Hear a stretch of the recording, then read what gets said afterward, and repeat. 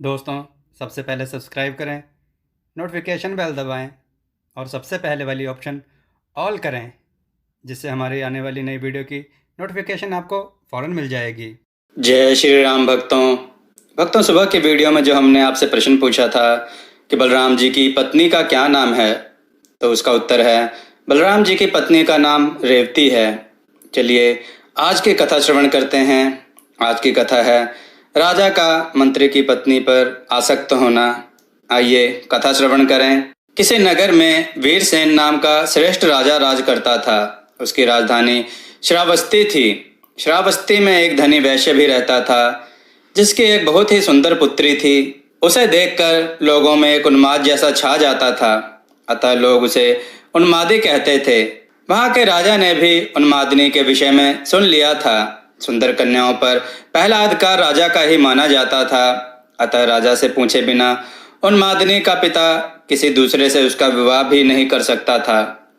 एक दिन वह वैश्य राजदरबार में जाकर राजा से बोला, महाराज, मेरी एक कन्या है, यदि आप उससे विवाह कर लें तो उसके साथ ही मेरा भी कल्याण हो जाएगा।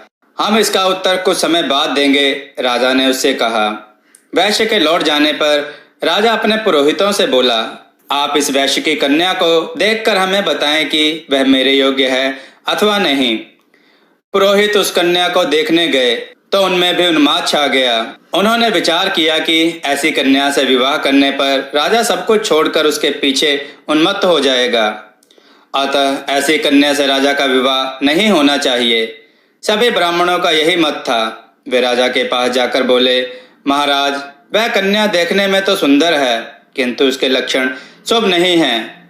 फिर क्या था, राजा ने वैश्य के पास संदेश भेज दिया, तुम्हारी कन्या हमारे लिए शुभ नहीं है, अतः तुम जहां चाहते हो उसका विवाह कर दो। इस संदेश से दुखी होकर वैश्य ने उन्मादिनी का विवाह राजा के सेनापति से कर दिया।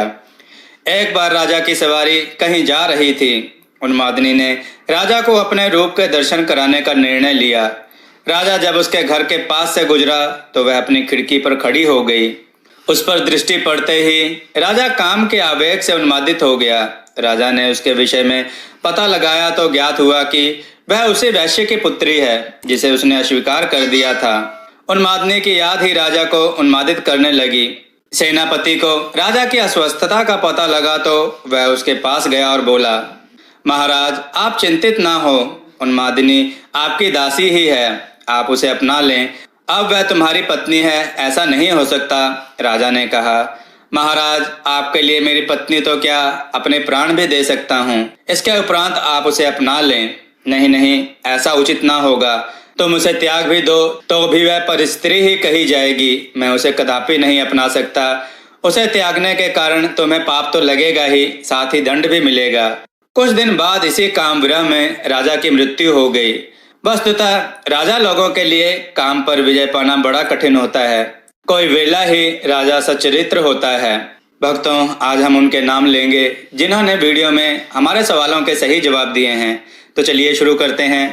पहला नाम विशाल शर्मा, फिर अनिल कुमार, पर्वत सिंह भाटी, सुदेश बंसल, रमेश प्रजापति, पावन कथाएं, निधि प्रसाद, सूर्य कौशिक, आशा सचदेवा, संतोष वर्मा, शिव प्रसाद नौटियाल, रामचंद्र लेगा, प्रभु दयाल, मानिक दुबे, भूषण शर्मा, ब्रिजमोहन दुबे, राजेंद्र कुमार, शंकर यादव।